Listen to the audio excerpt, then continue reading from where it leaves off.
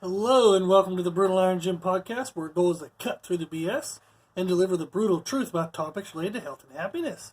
So today's topic is training, and we're going to discuss how to combine aerobic endurance training and strength training. So recently I had a member of the gym came up and they told me that they signed up for a marathon to support a friend. And this is somebody who's physically fit, they're pretty well conditioned. But a marathon is a little bit extended for their current conditioning. So it was kind of like a deer in headlights type thing, where they wanted to run a marathon. It was a good personal challenge for them, but they're also kind of afraid that they're going to lose strength and lose muscle mass. So they said, how can I prepare for the marathon, not lose any strength and not lose any muscle? So basically, how can I just be great at everything? So, of course, as I typically do, I have an answer. I have worked with people in this realm. So I've worked with endurance athletes, like ultra high endurance athletes, people who've run 100-mile races, people like cycled, I don't know, infinitely, people who did triathlons, a whole bunch of stuff. So I have worked with people who've done endurance-based training, and typically the reason why I have seen them most often is they're having some type of joint annoyance related to their training. And we find out that their strength levels are really low. So I teach them how to strength train to help heal their joints and protect their joints while not negatively impacting their endurance sports. So that's the main goal. So they have been able to still improve on all of their markers for whatever it was that they were doing, whether it was running, cycling, swimming, any combination of those. So they've made sure that we didn't sacrifice any results in that area, of course, while we were still getting them stronger. And we'd have to pick exercises that kind of fit their body types, maybe even have to do corrective style movements and therapies to get them to where they can actually move correctly first before we really get into the strength training stuff. So there's a lot of compensational movements, a lot of ultra endurance kind of athletes will fall into, like patterns. And so we have to identify those, correct them. Then once we have them moving safely and correctly, then we start overloading their system, overloading their body system in a controlled manner so that we can start getting them stronger. So this one's a little bit different because this person's coming at me with already some strength and some muscle and wants to add the endurance. Whereas, like I said, I've had most people where they had endurance out the wazoo and they've neglected their strength and muscle over the years. Then all of a sudden it said, oh shit, my body's falling apart, surprisingly. How do we fix it? So, let's go through some of this. And my hope of this podcast is you will leave this podcast knowing what is real expectations, and then how can I modify and control my training to best balance all of my goals. Cool. So, let's look at the first thing. Is it possible to have really good endurance, also be strong, and have good muscle mass? Yes, depending on how you define each of those. So, to me, really good endurance is being able to run 1 mile and not throw up. Now, that sounds pathetic, and I have run much longer than that in my earlier life, but right now I'm sitting at like 280, 285. For me to run a mile, I'm going to get shin splints, and it's going to be painful, but that's not what I train for. I train specifically for strength and muscle mass, so the more I want to be good at strength and muscle mass, the more I have to give up other goals. Doesn't mean I have to give up health. So my resting heart rate is under 60. My blood pressure is fantastic, totally fine. So I get my cardiovascular stimulus, which aids to my aerobic conditioning kind of health through weight training. So I have very good healthy blood markers and everything. I just can't run. So the physical act of running beats the crap out of me. So back when I was like 220, I could play a mean game of basketball, but add 60 pounds to that and it doesn't work. So this person, they're coming at, if we think of these abilities, let's think of endurance, strength, and mass on a scale of 1 to 10. And let's say this person's coming at me at a 5 of everything. Okay? Can they slightly improve 2 out of the 3 while significantly improving 1 out of the 3? Kind of, sort of, yes. And we're going to get through more what the real answer here is in a second. But they can absolutely improve 1 out of the 3 without having the other 2 fall behind. So, but they can also get one of the other 2 to kind of creep up too. So in this example, somebody might want to increase their aerobic capacity so they can run a marathon. they can still actually get stronger while doing that, but their muscle mass isn't going to probably go up much because the muscle mass is going to be competing with the aerobic capacity type training. So muscles use up oxygen. They use up calories, they use up fuel all day, every day just to stay alive.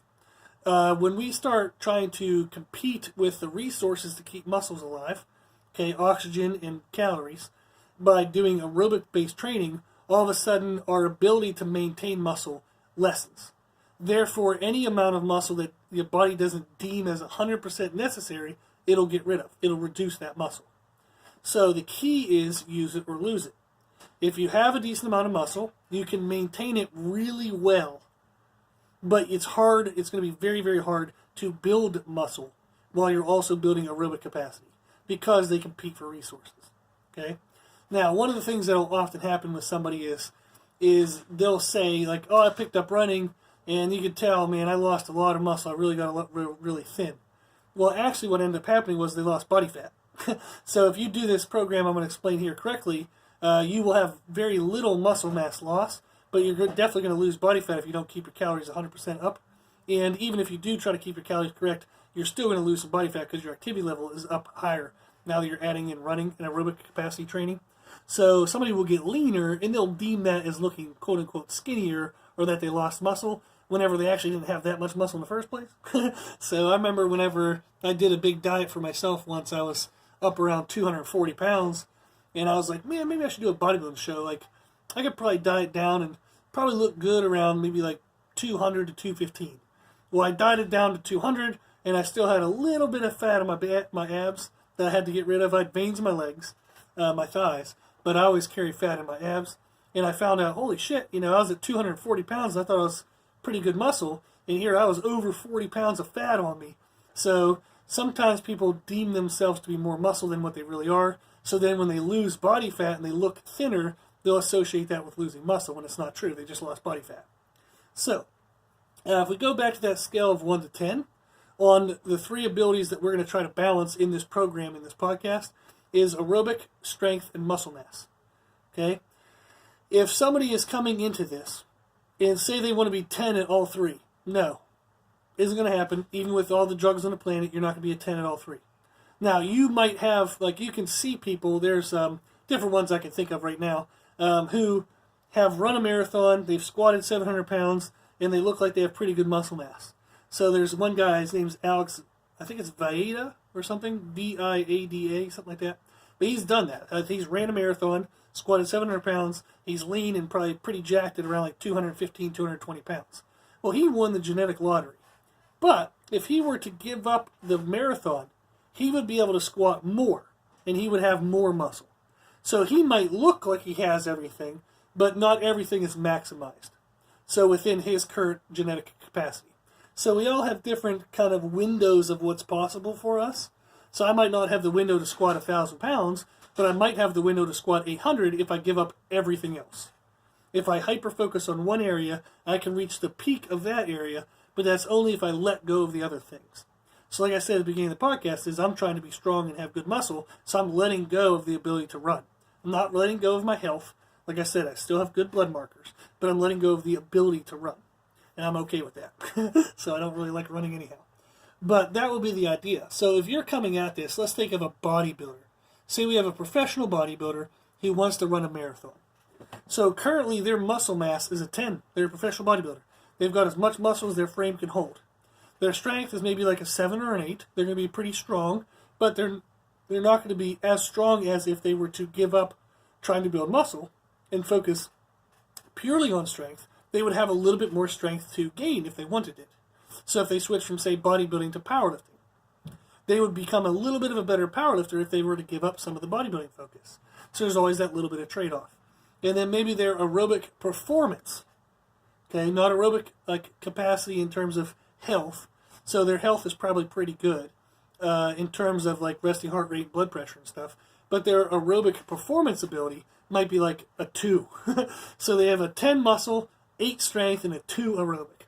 So if they start trying to improve their aerobic capacity, they will lose a little bit of muscle and a little bit of strength because those were so hyper-focused and they were so peaked that if you take any attention away from them, they're going to go down. Okay? Now, the person who asked me to do this, not necessarily asked me to do this podcast, but asked me about this topic, they're a firefighter, and if I had to give them kind of muscle mass, we'll give them like a 5 out of 10, strength a 5 out of 10, and endurance a 5 out of 10. Now, if you're listening to this, I don't want to say your name to single you out, but hopefully you're not offended by me giving you 5. So they do have some muscle, yes. But are they a bodybuilder? No. They do have some strength, yes. But are they squatting like 3 times their body weight? No. And do they have some endurance capacity and performance ability? Yes. But can they currently already run the marathon that they want? Maybe. So it'd be pretty rough on them. So let's go with them being all 5s. So if a person is a 5 all around, and they hyper-focus on, say, now the running, they want to focus on their aerobic capacity abilities, does their muscle mass have to go down? Not necessarily, because it's already kind of in the middle. So they could probably maintain that even with like not paying that much attention to it, because they're already not super paying attention to it. So, and will their strength go down from a 5? Not necessarily. So if you use our program here, which allows you to still focus on strength and muscle mass while allowing you time and recoverability for aerobic training, they can probably actually increase their strength, maintain their muscle, while really, really increasing their endurance performance. So that's our goal. So typically what I want to have somebody be is very good at one of those 3, but not have to totally give up the other 2, unless they want to be specialized. So if they want to be a professional bodybuilder, they have to give up some of the other 2. If they want to be the strongest they can possibly be, like maybe a powerlifter, they have to give up some of the other 2. If they want to be the best ultra marathon runner, then yes, you have to give up some of the other 2. But it doesn't mean you have to be a 10, then a 0, 0. You can still have some of the other stuff. And the more we can get our numbers up, the better. So maybe right now, if we think of this person there at a 5, 5, and 5, that's currently 15 units. Okay? So 5, 5, 5 is 15. That doesn't mean they're stuck at 15. Say they have 15 units of ability right now, but they're not eating that perfectly. They're not really that paying attention to it. They're training, but they're only training, kind of 3 or 4 times a week, and they're doing what feels good, but they're not ultra into it.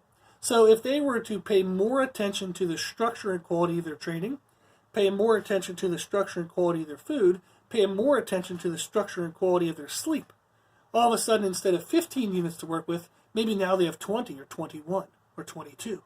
They can gain more units of ability by paying higher quality attention to the 3 areas of training quality, strength quality, sleep quality, and nutrition quality.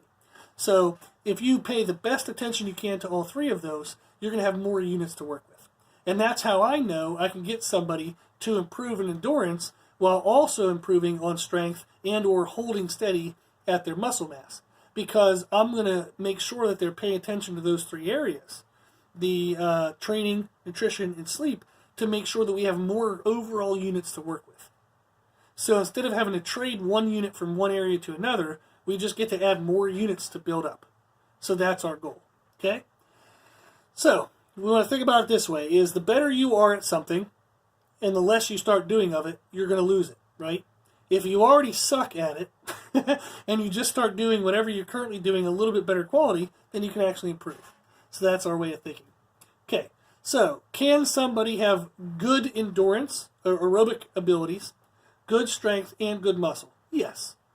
It comes down to what you want to define for that. So I've had people who've come to me and they say, "Oh, I want to have good muscle, or I want to have a lot of muscle." And how one person defines a lot of muscle to the next person is extremely different. Same thing with strength and same thing with endurance. So whenever you say, if you're listening to this and you're like, "Oh, I wonder if I could actually be good at aerobics and strength and muscle." Well, yes, depending on whatever you, each individual listener, define as good at those qualities. So, can you improve on all 3? Yes, if you're not putting that much effort into it right now. But if you're already as good as you can be in training, as good as you can be in nutrition, and as good as you can be in sleep, then no, you most likely would have to make a trade-off, because you don't have an ability to gain more units. You already maximized your units, so you'll have to trade. Now, how many people listening to this podcast are perfect in their training, perfect in their nutrition, perfect in their sleep? 0. How many making this podcast are perfect in those 3 areas? 0. So I'm not perfect either, okay? But that's what we can think of. If I want to improve in those areas, if the more I pay attention to the quality of my training, quality of my nutrition, and quality of my sleep, I'll have more units of ability to work with. Cool. Now, let's get into the actual kind of training programming type stuff. So, typically what I ask these athletes to do is to strength train twice a week. And that's the only times they have to be in the gym, is twice a week.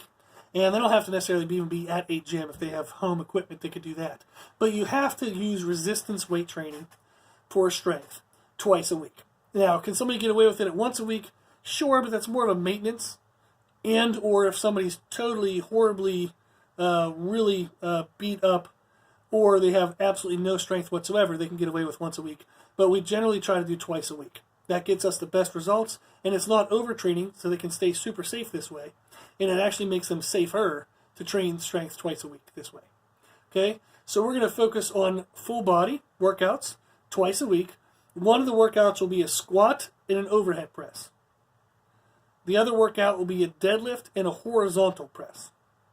So why squat, why deadlift? One is a knee bend-based lower body movement, which is a squat. The other is a hip hinge-based lower body movement, which is a deadlift. So by doing both of those, you protect the musculature around your knee and you protect the musculature around your hips. Now for for upper body stuff, we have overhead presses and we have horizontal presses. That is also going to include pulls as well. So what we want to do is we're going to have kind of plane of motions. So if we think of an overhead press as a vertical press, okay? So we're going to do squats with vertical presses and pulls, and then we're going to do deadlifts with horizontal presses and pulls. So what we look for here is what is a vertical press is an overhead press. What is a vertical pull is a pull up or pull down. A horizontal press would be like a bench press with dumbbells or barbells. You can even do it at slight inclines. It doesn't have to be totally flat. You can do a 15-degree decline. You can do a 15-degree incline, but just kind of like a horizontal type angle. And then what is a pull at a horizontal angle? And that would be a row. Okay? So that's going to be what our workouts consist of. Is we're going to have 3 exercises per workout. So number 1 workout will be squat and vertical press and vertical pull. Number 2 will be deadlift, horizontal press, and horizontal pull. Okay? Now, do you have to kind of do it this way? You could swap the squats and deadlifts, sure. But I'm just giving you guys one kind of formatting example. Now, why would somebody swap them? So maybe on their horizontal pull, if they want to do a barbell bent over row, that involves lower back. So they might want to not have to deadlift on the same day they do barbell bent over rows. So maybe they'll squat on a barbell bent over row day. So that way it's a little less stress on the lower back. Or you could just switch from barbell bent over rows to something like a chest supported row or a seated cable row and reduce the lower back involvement. So it kind of depends on the person I'm working with. If they have extremely weak lower back and they have a good recovery ability, we're going to try to target their lower back aggressively in both workouts. If they have a weak lower back and they have weak recovery ability, we're only going to target it once in the week. So not both workouts. So it's kind of like depends on per person, depends on how I organize this stuff. So you can see how there is individual differences amongst this. But in general, so like we're looking to train every week. We're going to train twice a week. We're going to train a squat, vertical press, vertical pull, deadlift, horizontal press, horizontal pull in whatever combination you want. Okay. So for each movement, each of those movements, we're going to be looking for kind of time under tension ranges of 20 seconds or less. So what that means is sometimes that can be like, if we look at reps, somebody might say like, okay, well, I'm going to do 5 reps. Well, how fast are you doing your 5 reps? You know, if each rep takes you like 3 seconds to do, or each rep takes you 5 seconds to do, that's going to be a little bit of a difference per person. So we know that the results we want, if we want to produce strength, if we do 10 seconds or less, that's pretty explosive. That's like explosive pure strength.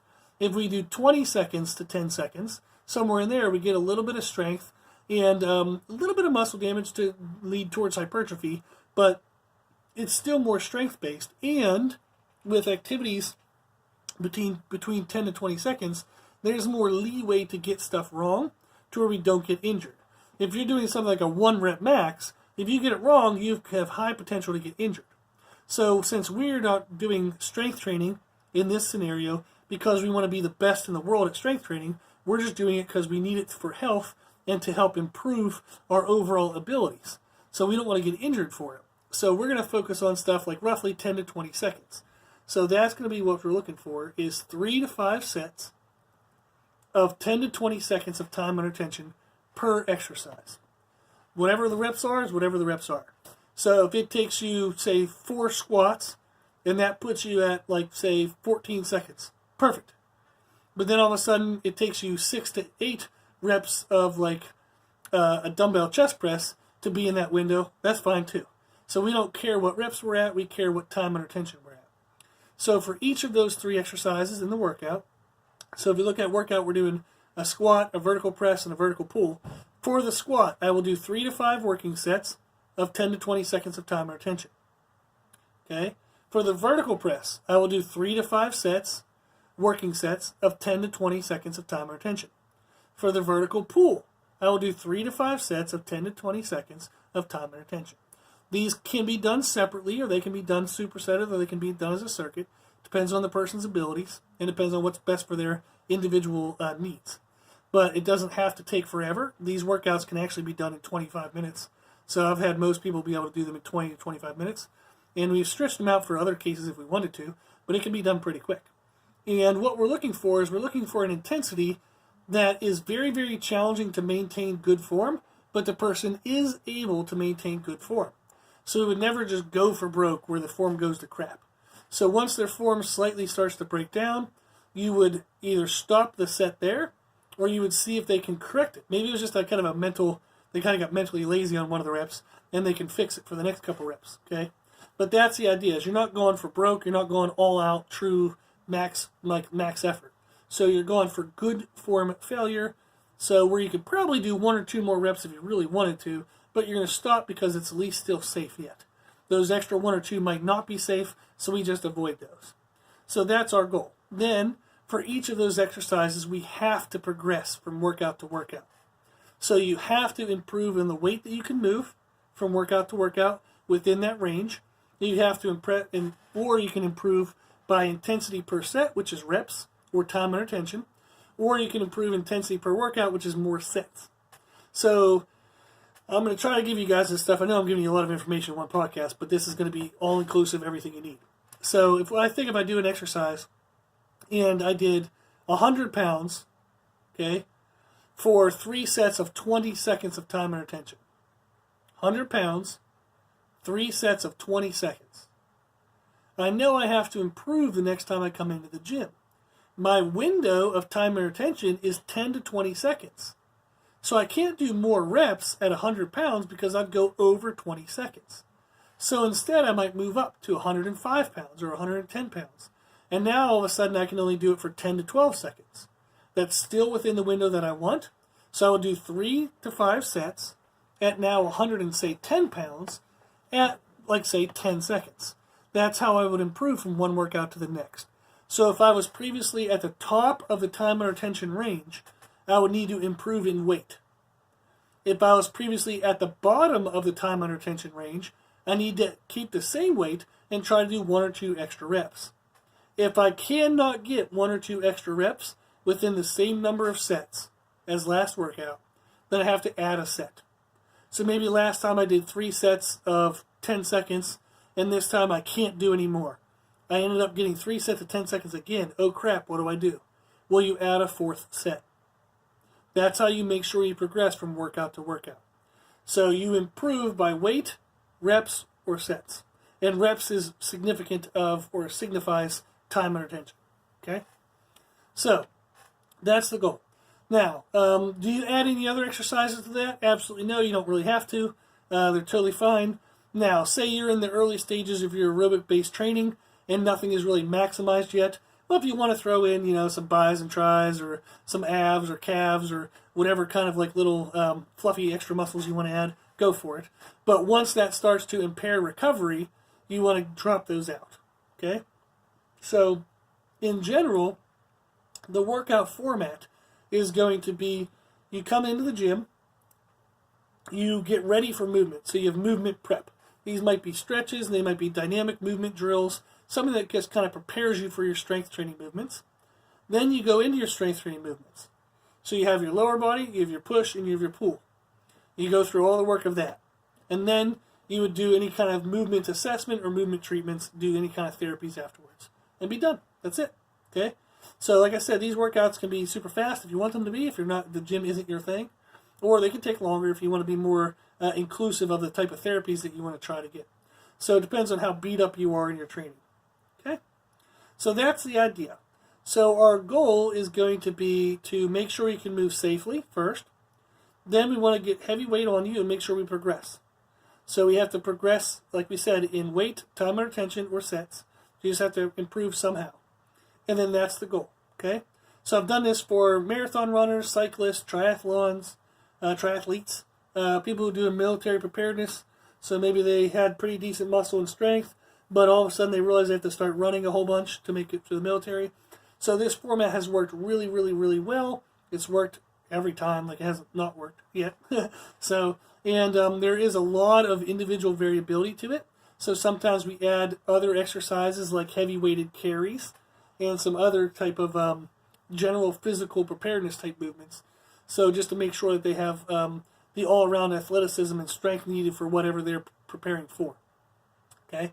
So this gives you the idea.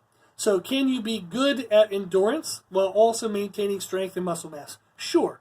You just need to really pay attention to the quality of your training, quality of nutrition, and quality of your sleep. The more you pay attention to all three areas, the more units of ability you have to work with. So therefore you can maintain units of ability in each category. Okay? So that's the goal. Now, if anybody needs any help setting this up, this is a little bit of a business plug. So I'm hoping you can take this podcast and at least start on your own if you don't have any extra money. So take this podcast and run with it. You can email us questions at brutalirongym@gmail.com if you have any questions, if you want to kind of create your own program. Now, if you'd like us to help you with that, we of course would. You know, that's how we make money, how we pay for the place. So you can reach out to us and we'll help you set this up for you as well. Okay?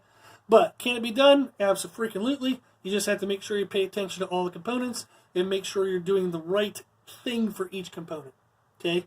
You don't want to be overtraining, but you don't want to be undertraining. So that's the goal. Cool. So if you like this information, you can find more from us on Instagram, Facebook, and Twitter, Brutal Iron Gym. Also, if you like the podcast, please share it with family and friends.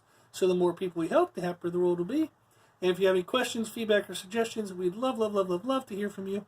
So the podcast is for you, so we want to know what you want to learn about. And you can email us at brutalirongym@gmail.com. As always, I hope this was helpful, and thank you for listening.